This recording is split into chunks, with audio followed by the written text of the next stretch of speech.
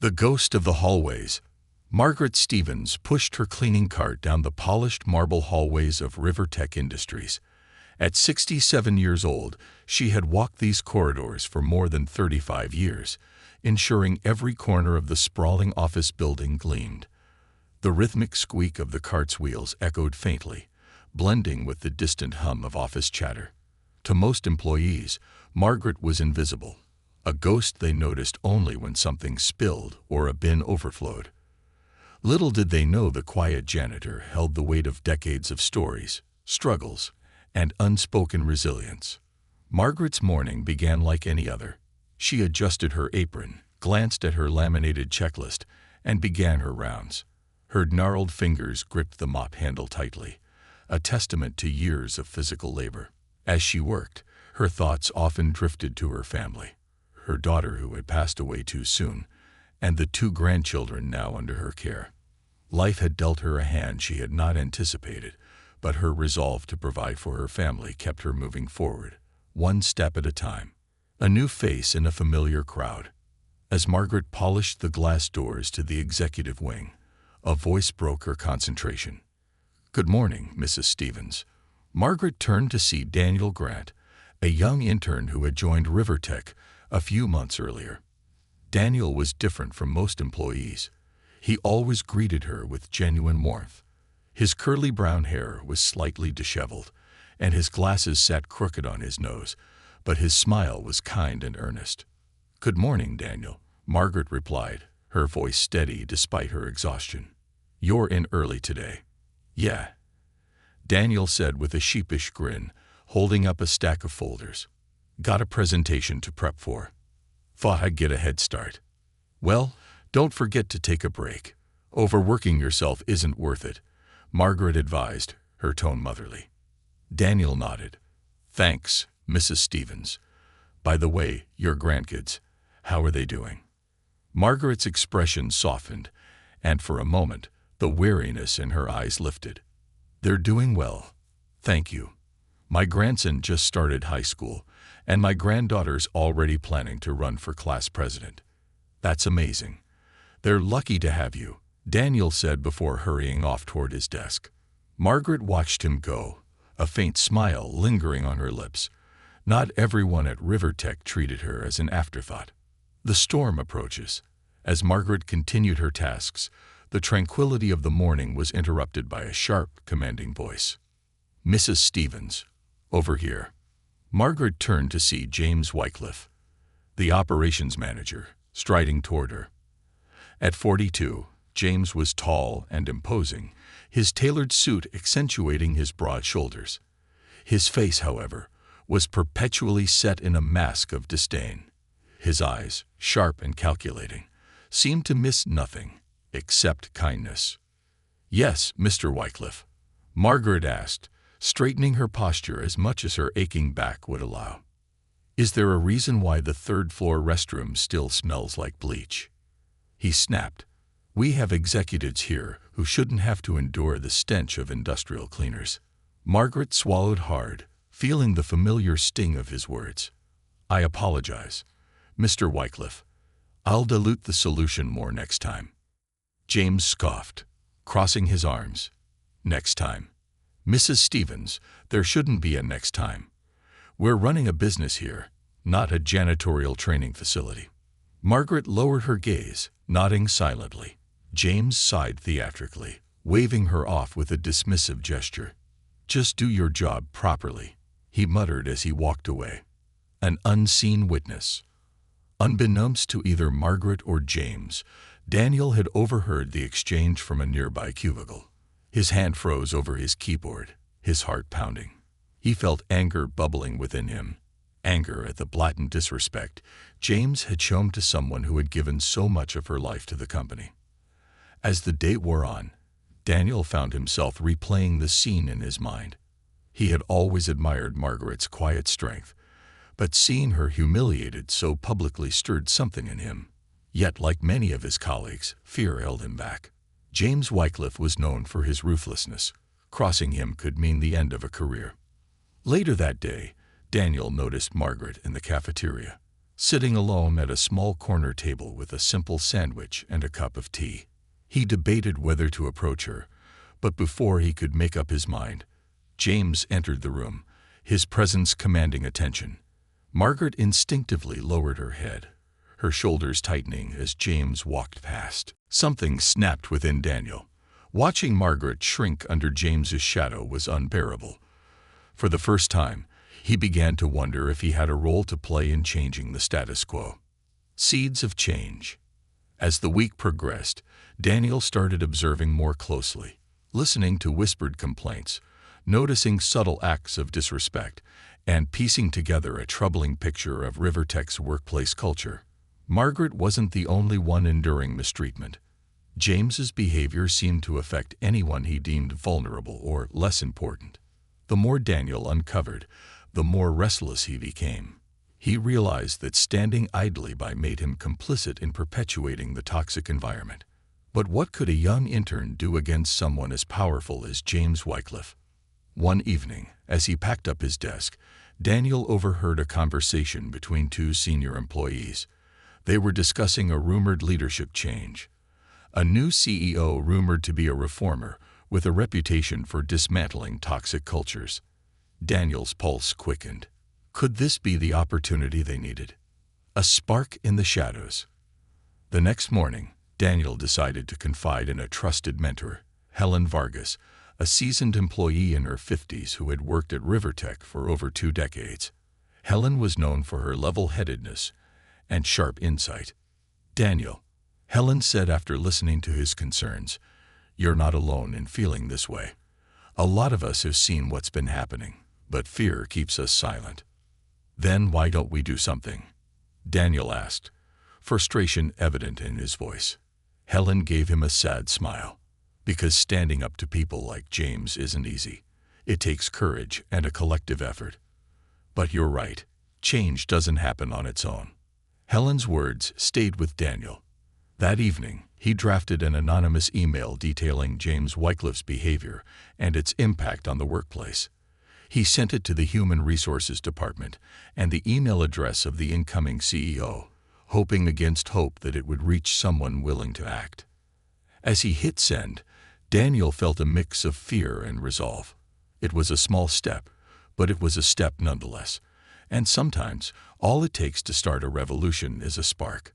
The unveiling of shadows. The following day, a hushed tension blanketed the office at Rivertech Industries. News had spread. The new CEO, Alexander Hunt, was arriving earlier than expected. Employees whispered anxiously over their coffee mugs, speculating about what changes he might bring. James Wycliffe, however, dismissed the murmurs with a smug confidence. "New blood doesn't scare me," he boasted to a group of department heads in the break room. "Hunt may have a reputation, but he doesn't know this company like I do. He'll learn quickly who's irreplaceable around here." Margaret, silently wiping down tables nearby, overheard his words. Though she didn't outwardly react, her heart felt heavy.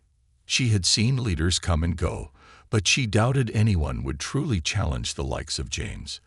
He was too entrenched, too adept at maintaining his power.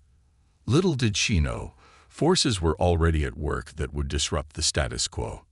The arrival. Alexander Hunt arrived at Rivertech with none of the pomp and circumstance James had anticipated. There were no grand entrances or formal announcements. Instead, the new CEO quietly walked through the front doors mid-morning, dressed simply in a gray blazer and open-collared shirt. He greeted the receptionist warmly and asked for a visitor's badge, drawing a confused smile. "Sir, you don't need a badge," she said, flustered. "You're the CEO." Alexander chuckled. "Force of habit," he replied, pocketing the badge she handed him anyway. He scanned the open-concept office floor, taking in the hushed buzz of work. Employees stole glances at him, but quickly returned to their tasks, unsure what to make of the unassuming man. Margaret spotted him as she exited the supply closet, carrying a bucket and mop. At first, she didn't realize who he was, mistaking him for a vendor or visitor.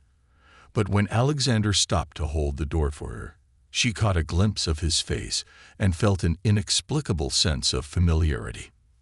"Thank you," she said softly. "You're welcome," Alexander replied with a kind smile.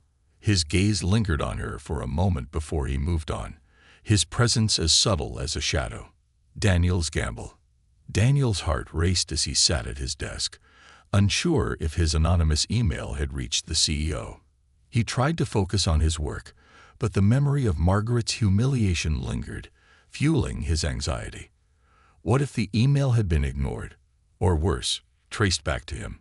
He could almost feel James's looming shadow over his desk. As the day stretched on, Daniel noticed Alexander weaving through the office, stopping occasionally to speak with employees. Unlike other executives, Alexander seemed genuinely interested in the people he interacted with. He asked about their roles, their challenges, and their ideas for improvement. His questions weren't rushed or superficial. He listened with an intensity that left many employees visibly surprised. By the time Alexander reached Daniel's corner, the young intern was practically vibrating with nervous energy. He didn't expect the CEO to stop, but to his shock, Alexander pulled up a chair. "Daniel Grant, right?" Alexander asked, extending a hand. Daniel shook it, his voice faltering. "Yes, sir, that's me. I've heard good things about your work here," Alexander said, his tone warm but curious. "I understand you're helping with the upcoming product launch." "Yes, sir," Daniel replied, swallowing hard. "I'm managing some of the marketing data." Alexander nodded. "Important work. Tell me, how are you finding the culture here at Rivertech?" The question was simple, yet loaded. Daniel's mind raced. Was this a trap? Or was Alexander genuinely interested in hearing the truth? After a long pause, he decided to test the waters. "It's a learning experience," he said carefully. "There are some great people here, but the atmosphere can be a little challenging at times." Alexander raised an eyebrow, but didn't press. "I appreciate your honesty, Daniel. Challenging environments often reveal opportunities for growth, don't you think?" Daniel nodded, though his throat felt dry. "Yes, sir." With a final pat on the shoulder, Alexander stood. "Keep up the good work, Daniel. I'll be keeping an eye on this product launch." As Alexander walked away, Daniel exhaled deeply. He didn't know if his vague comment had registered, but something about the CEO's demeanor gave him hope. Maybe he wasn't alone after all. The breaking point. By mid-afternoon, the air in the office felt electric. Employees were on edge, uncertain what the CEO's visit signified. Meanwhile, Margaret went about her duties with quiet determination. She avoided the executive wing, knowing it was James's territory, but fate had other plans. Margaret was cleaning a conference room when she heard voices approaching. She instinctively moved to the far corner, hoping to finish quickly and leave unnoticed. But the voices grew louder, and soon James Wycliffe entered, accompanied by Alexander Hunt. James was speaking in his usual overconfident tone. "I've been running this department for over a decade, and our numbers speak for themselves. Efficiency, profit margins, employee output. We've led the company every quarter." Alexander listened patiently, his expression unreadable. "I see," he said. "And what about employee satisfaction? How's morale?" James waved the question away. "Morale is secondary to results, Mr. Hunt. If employees are doing their jobs, we're succeeding." Margaret kept her head down, pretending to clean the baseboards, but Alexander's sharp eyes caught her movement. "Excuse me," Alexander said, cutting James off.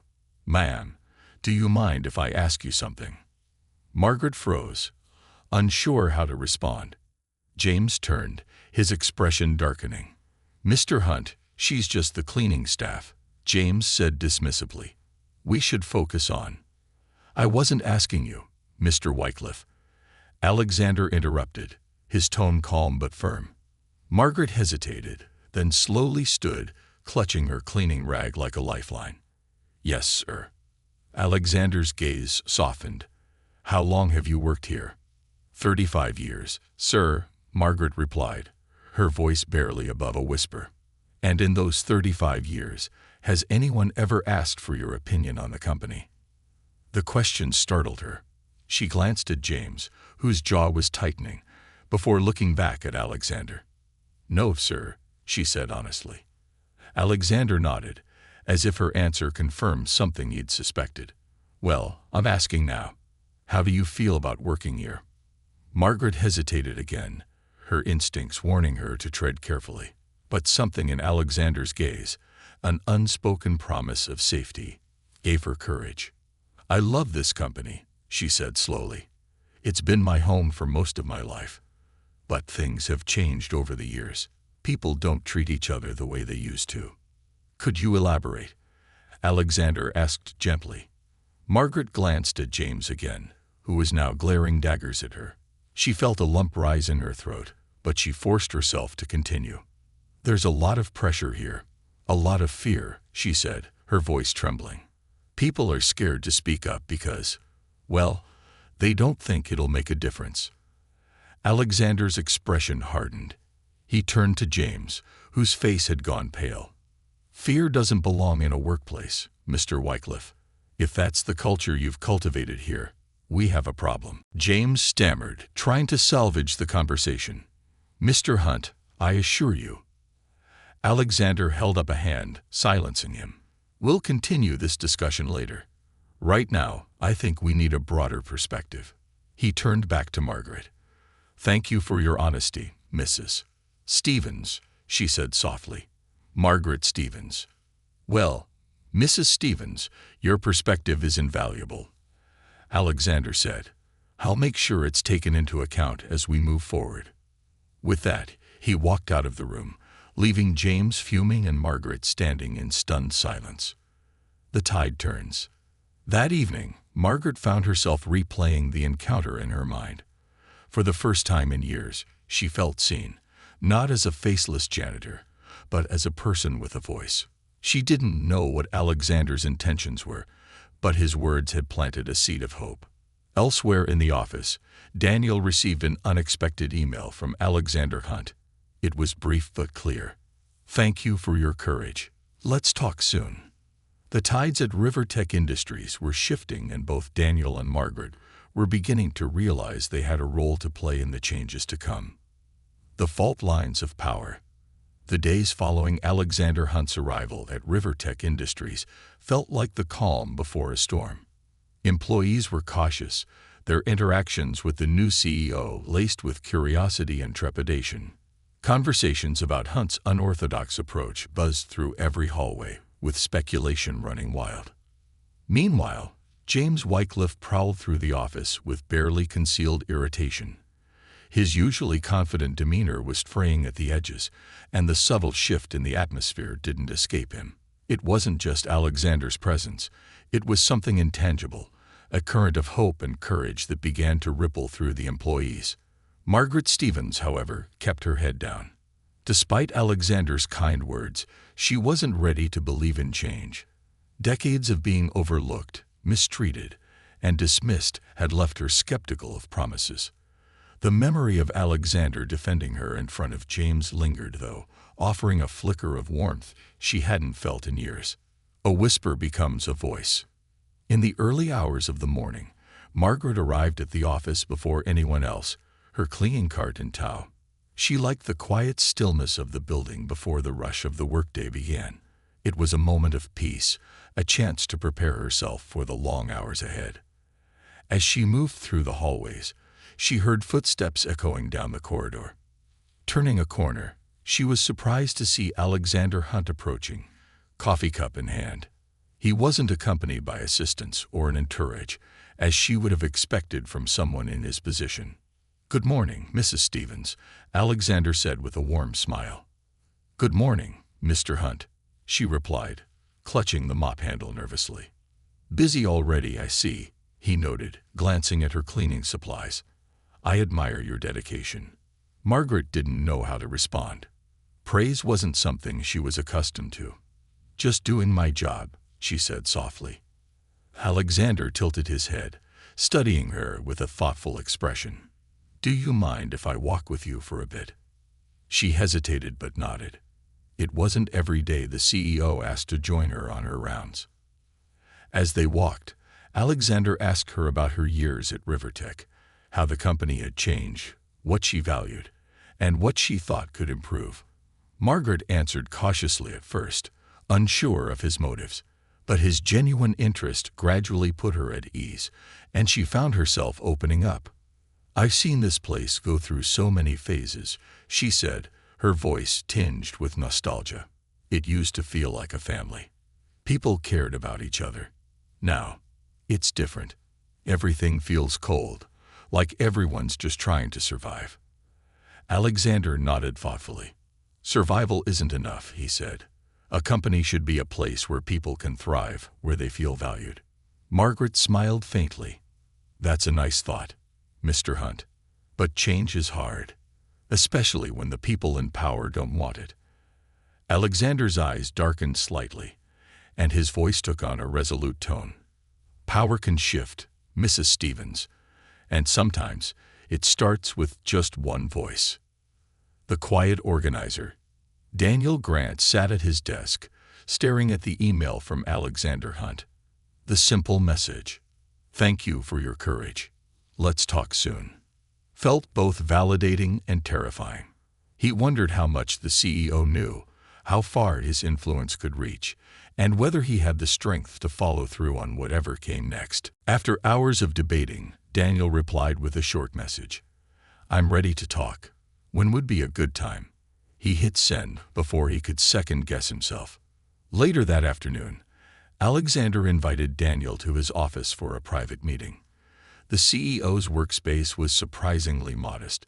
No ostentatious furniture or lavish displays of wealth.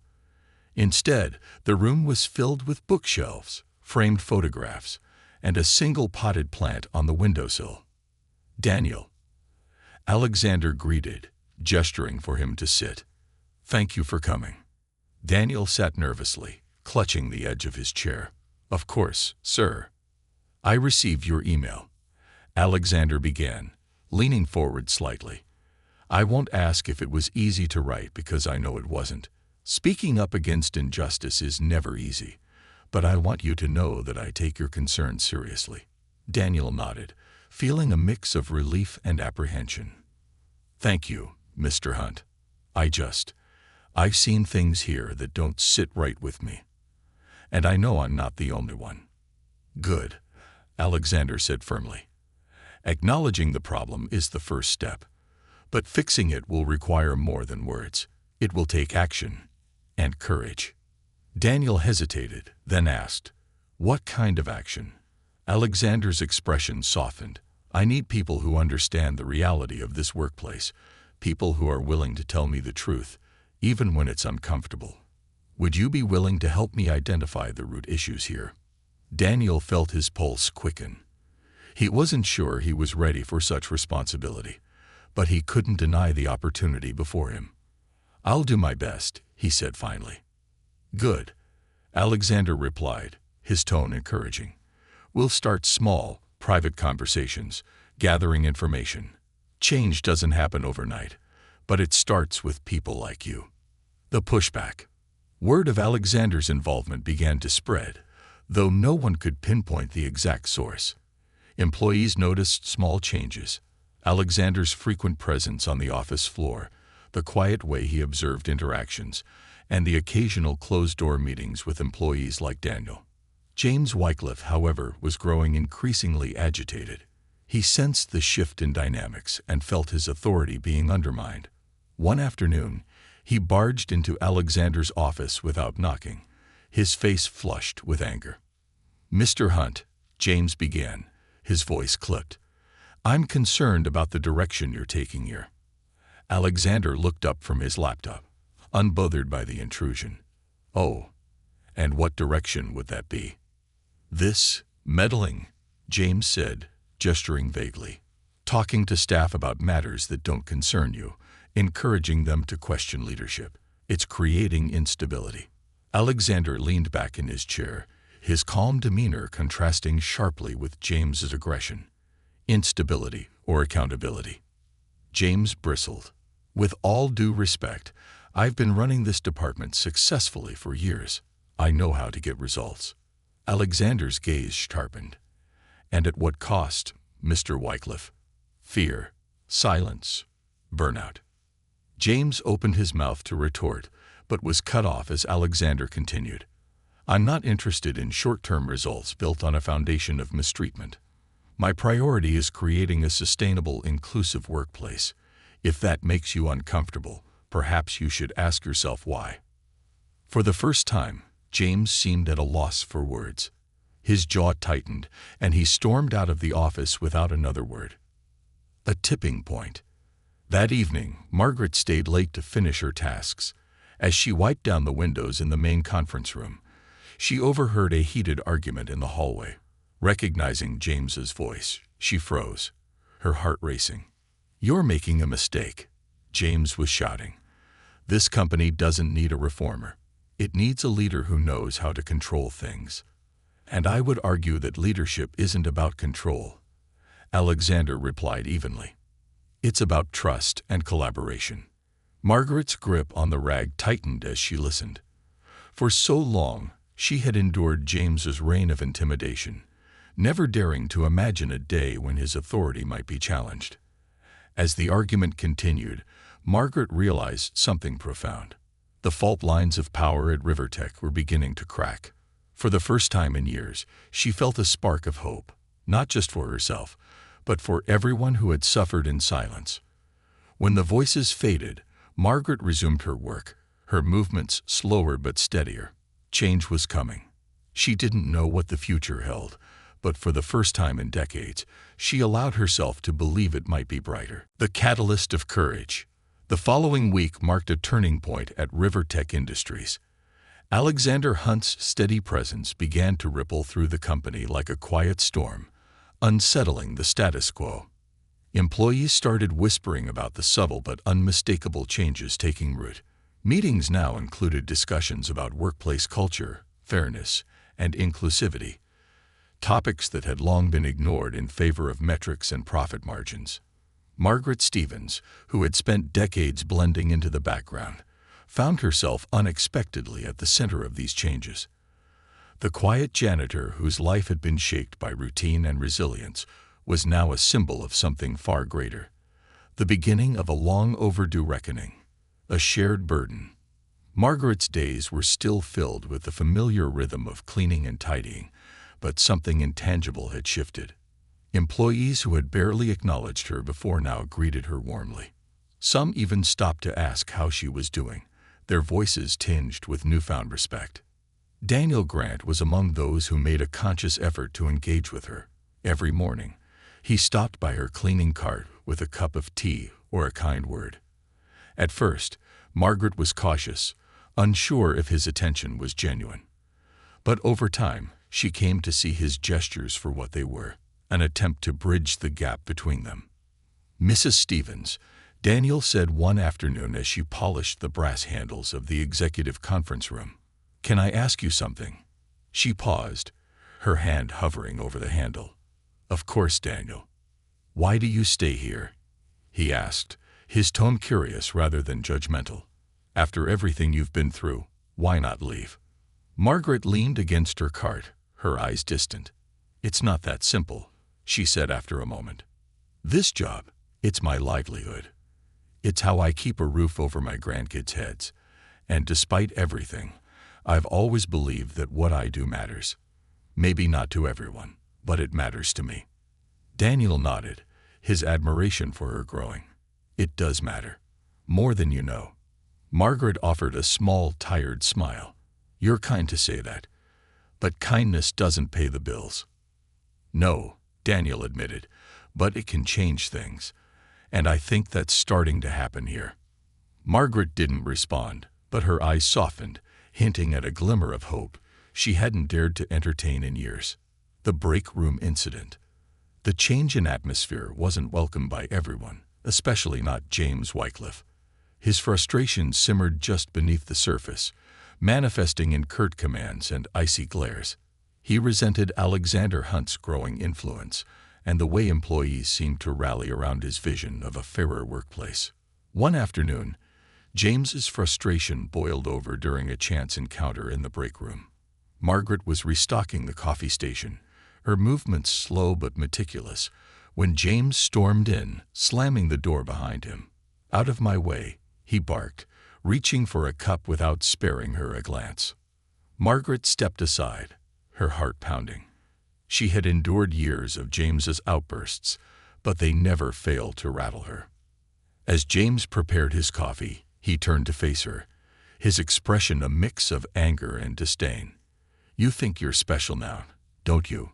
Just because Hunt gave you a little attention." Margaret froze, her hands gripping the edge of the counter. "I don't think anything, Mr. Wycliffe," she said quietly. James sneered. "Don't play coy. I see what's happening here. You and that intern, what's his name? Daniel. You're trying to undermine me." "I'm just doing my job," Margaret replied, her voice steady despite the tremor in her hands. "Your job," James said, his tone dripping with contempt. "Let me remind you, Stevens, your job is to clean up after people like me. Don't get any ideas above your station." Before Margaret could respond, the break room door opened, and Alexander Hunt stepped in. His eyes immediately locked onto James, and the air in the room grew heavy with unspoken tension. "Good afternoon," Alexander said, his voice calm but firm. "Am I interrupting something?" James stiffened, his bravado faltering. "No, Mr. Hunt. Just having a discussion with Mrs. Stevens." Alexander's gaze shifted to Margaret, his expression softening. "Is that true, Mrs. Stevens?" Margaret hesitated, glancing between the two men. For a moment, the weight of years spent in silence pressed down on her. But then she remembered Daniel's words. "Kindness can change things." "It's nothing I can't handle," she said finally, though her voice carried a hint of resolve. Alexander studied her for a moment before turning back to James. "A word, Mr. Wycliffe." James swallowed hard. "Of course, sir." As the two men left the break room, Margaret exhaled slowly, her hands still trembling. For the first time, she felt the faintest stirrings of courage, not just for herself, but for everyone who had been made to feel small. The ripple effect. A confrontation in the break room was the beginning of the end for James Wycliffe's unchecked reign. Word spread quickly through the office, and employees began to see Alexander Hunt not just as a distant executive, but as a leader willing to hold people accountable. Daniel, emboldened by the growing momentum, organized an anonymous survey to gather employees' experiences and concerns. With Alexander's support, the survey was distributed company-wide, giving employees a platform to voice their grievances without fear of retaliation. The results were staggering. Stories of discrimination, bullying, and favoritism poured in, painting a grim picture of River, Texas' internal culture. But alongside the complaints were glimmers of hope, expressions of gratitude for the changes already underway and a collective desire for a better workplace. Alexander reviewed the survey results with a mix of determination and sadness. "We have a lot of work to do," he told his leadership team during a late-night meeting. "But this is just the beginning. Change doesn't happen overnight, but it starts with listening." A moment of defiance. The following week, Alexander called an all-hands meeting in the company's largest conference room. Every employee was invited, from executives to interns to custodial staff. Margaret sat quietly at the back of the room, her presence a silent reminder of the company's unspoken hierarchy. Alexander stood at the front of the room, his posture confident but approachable. "Thank you all for being here," he began. "I want to start by saying that what we're about to discuss is not just about numbers or policies. It's about people." He went on to address the survey results, acknowledging the systemic issues that had plagued the company for years. He promised concrete actions, updated policies, mandatory training, and the establishment of an employee-led committee to oversee workplace improvements. But it was what Alexander said next that left the room in stunned silence. To truly change this company, We must hold ourselves accountable, he said. And that includes leadership. Effective immediately, James Wycliffe has been placed on administrative leave pending a full investigation into his conduct. Gasps rippled through the room, followed by a tense, expectant silence. Margaret's heart raced as she glanced around, seeing the mix of shock, relief, and vindication on her colleagues' faces. River Tech will no longer tolerate behavior that undermines the dignity of its employees, Alexander continued. We're building a culture of respect, and that starts today. As the meeting concluded, employees began to file out, their expressions a mixture of hope and disbelief. Margaret stayed seated, her thoughts racing. For the first time in decades, she felt the weight of possibility, of a future where her voice, and the voices of others like her, truly mattered. A glimmer of hope. That evening, Margaret returned home to her modest apartment, where her grandchildren were waiting with their school books and wide smiles. As she helped them with their homework, her mind kept drifting back to the events of the day. She didn't know what the future held, but for the first time, she dared to believe it might be brighter. And for the first time, she felt she might have the strength to stand a little taller, to speak a little louder, and to be more than just a ghost in the hallways. Change had begun, and Margaret Stevens was determined to be part of it. The chains of silence began to break. The following weeks brought a palpable shift at River Tech Industries. The storm Alexander Hunt had unleashed did not dissipate. It grew. The removal of James Wycliffe sent shockwaves through the company, and employees began to understand that things would no longer be swept under the rug. Fear gave way to cautious optimism as people began to speak openly in ways they never had before. For Margaret Stevens, the transformation was both surreal and terrifying. After years of silence, she found herself being drawn into conversations she had long avoided. Employees, some she barely knew, approached her to share their stories, their fears, and their hopes. For the first time, Margaret felt not only seen but heard. But with this newfound attention came the heavy weight of responsibility. A voice finds strength. One afternoon, Margaret was summoned to Alexander Hunt's office. The invitation startled her. She hadn't spoken to him since their brief exchange in the break room weeks earlier. She debated whether to go, but the memory of his kind, steady gaze reassured her. When she arrived, the receptionist greeted her warmly and escorted her to Alexander's modest office. The space felt less like the headquarters of a powerful CEO and more like the workspace of someone deeply invested in human connection. Framed photos of family and candid snapshots of team events adorned the walls, and a small bookshelf overflowed with titles about leadership and ethics. "Mrs. Stevens, thank you for coming," Alexander said, standing to greet her. "Please, have a seat." Margaret sat nervously, clutching her hands in her lap. "I hope I haven't done anything wrong," she said quietly. Alexander's expression softened. "Quite the opposite," he replied. "You've done more for this company than most people realize." Margaret blinked, unsure how to respond. Alexander continued, "I've been speaking with employees across all departments, and your name has come up repeatedly.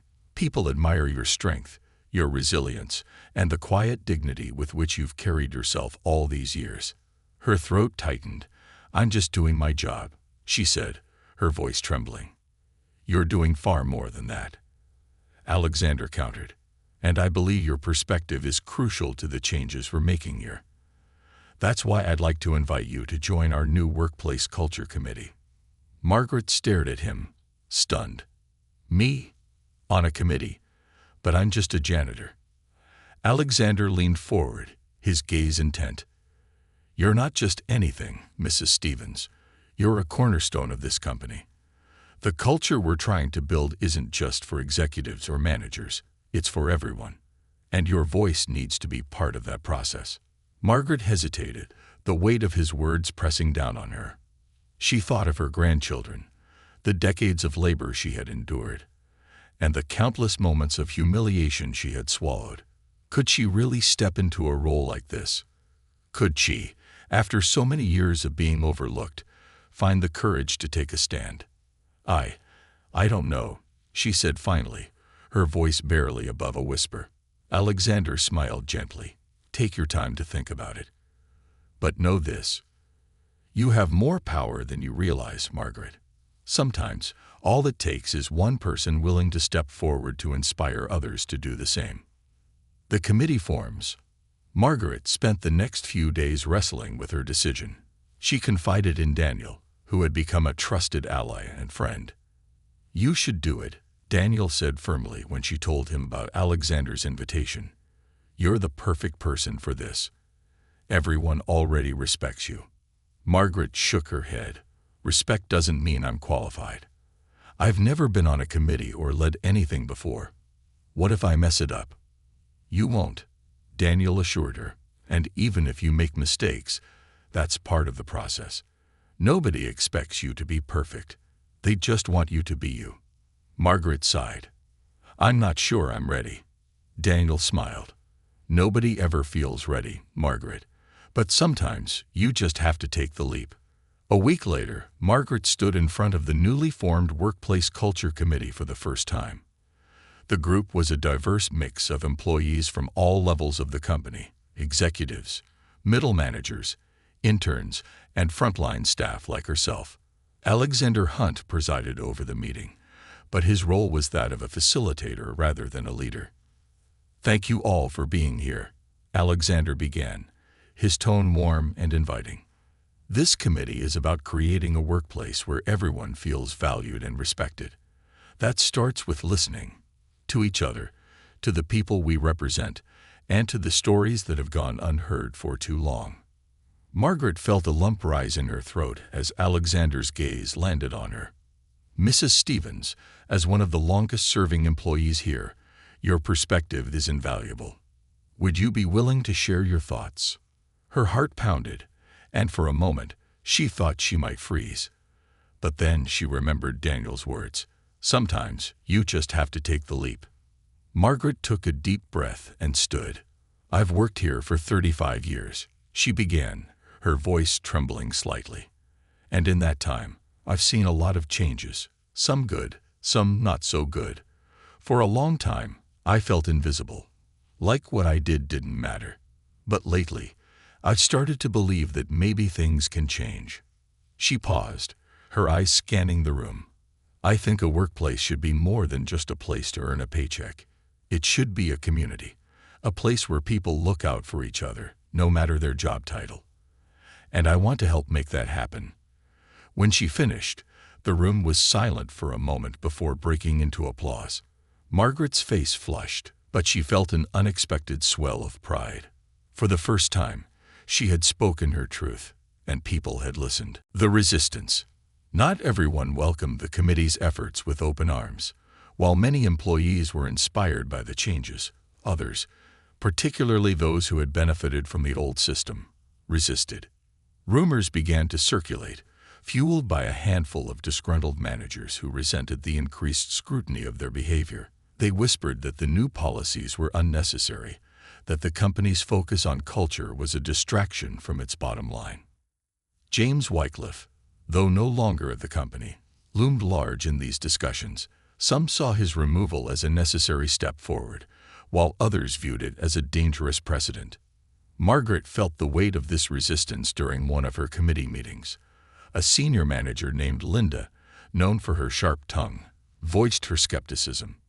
With all due respect, Mr. Hunt, Linda said, her tone pointed, aren't we focusing too much on feelings and not enough on results? This is a business, after all.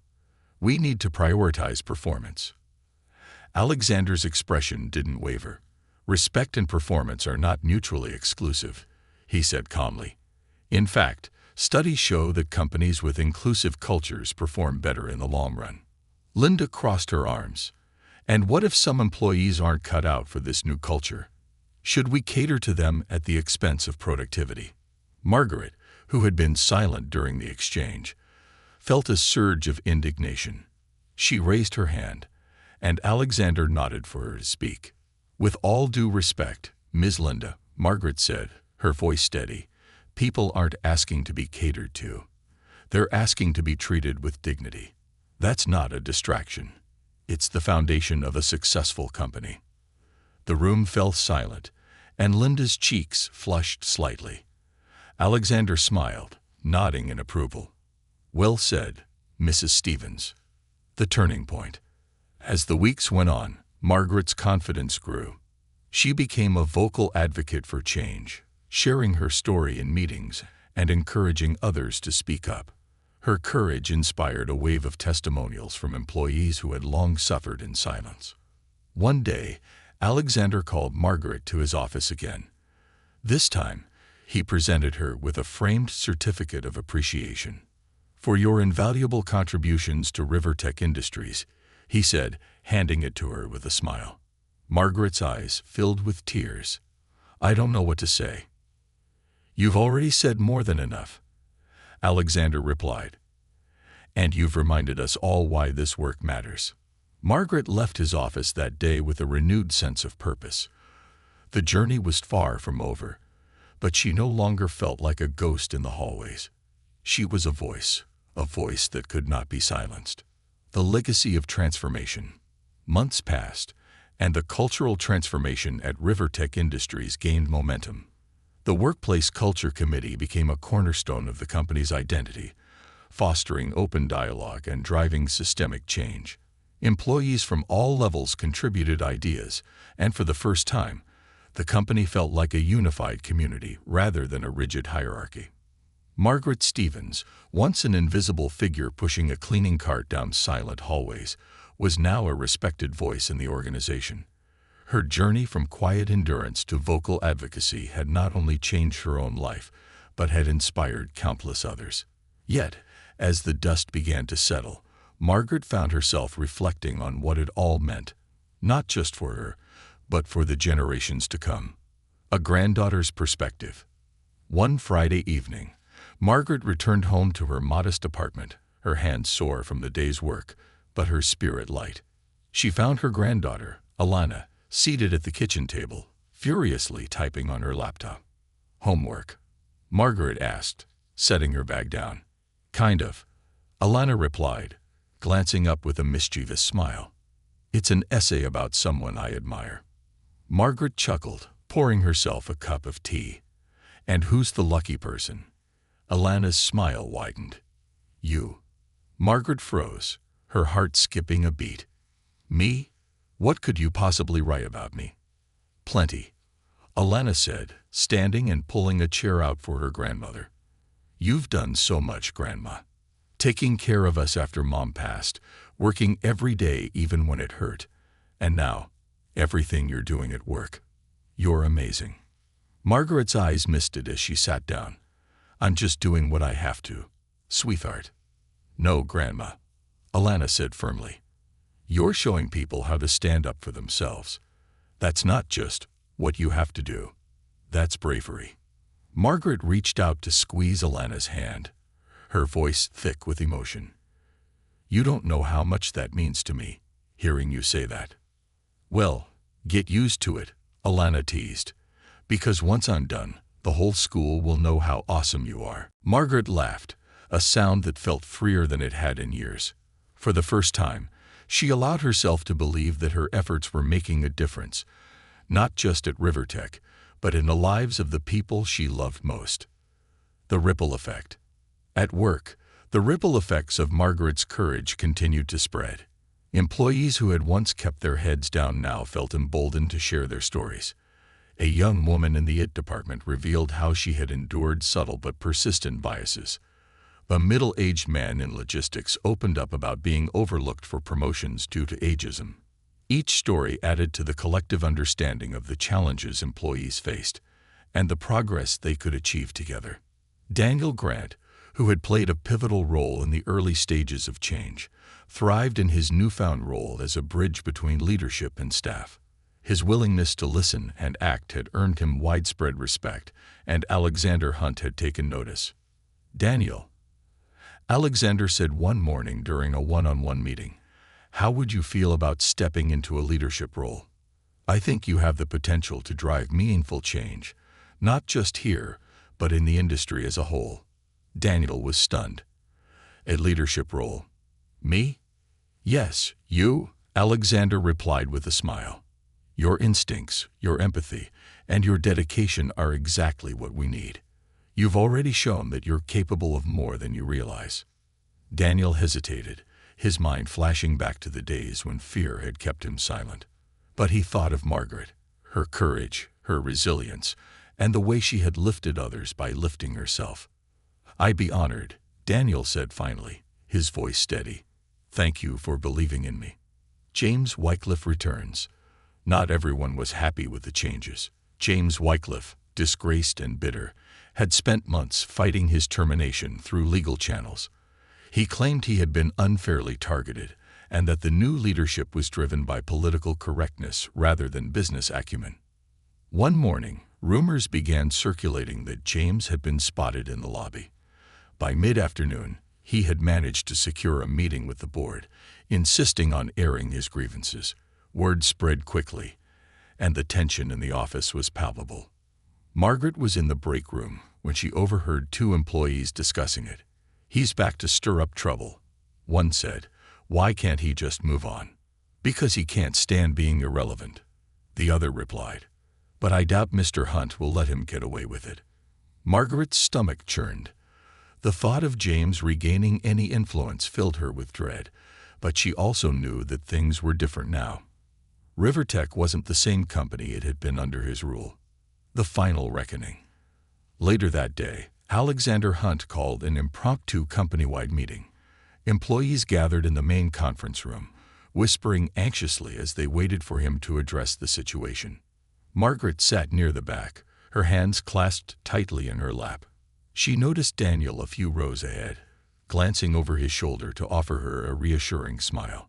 Alexander entered the room, his presence commanding yet calm. He began by addressing the elephant in the room. I understand that some of you are concerned about recent developments, he said. Let me assure you, Rivertech's commitment to fairness and integrity has not wavered. This company is no longer a place where abusive or unethical behavior is tolerated. He paused, his gaze sweeping the room. I've spoken with the board, and I can confirm that Mr. Wycliffe will not be returning to this company in any capacity. His actions were thoroughly investigated, and the evidence speaks for itself. A wave of relief swept through the room, followed by scattered applause. Margaret felt her shoulders relax, the tension she hadn't realized she was holding finally easing. Alexander continued, let this be a reminder that leadership is not about control or intimidation. It's about service to the people who make this company what it is. A new beginning. In the months that followed, Rivertech became a beacon of change in the corporate world. The company implemented mentorship programs, leadership training focused on empathy and inclusion, and a robust system for addressing employee concerns. Margaret's role on the Workplace Culture Committee evolved into something larger. She became a sought-after speaker at company events, sharing her journey and the lessons she had learned. Her story inspired employees at every level, reminding them that even the quietest voice could ignite a revolution. One day, as Margaret walked through the office, she overheard a young intern speaking to a colleague. Did you hear about Margaret Stevens? She's the reason this place is what it is now. She's a legend. Margaret paused, a faint smile playing on her lips. She didn't think of herself as a legend, just someone who had done what needed to be done. But she couldn't deny the pride she felt in knowing that her courage had helped shape a better future, a legacy of hope. Years later, as Margaret sat on her porch watching her grandchildren play in the yard, she reflected on the path her life had taken. The challenges, the heartbreak, and the moments of triumph had all led her here. She had fought for something bigger than herself, and in doing so, she had found her voice. Rivertech thrived under Alexander Hunt's leadership, earning accolades for its innovative workplace culture. Employees often spoke of the transformation as the Margaret effect, a testament to the power of one person's courage to spark lasting change. Margaret leaned back in her chair, her heart full. She had once thought of herself as invisible, but now she understood the truth. No act of kindness, no moment of resilience, no voice raised for justice was ever truly unseen. And in the end, It was those small, quiet acts that changed the world.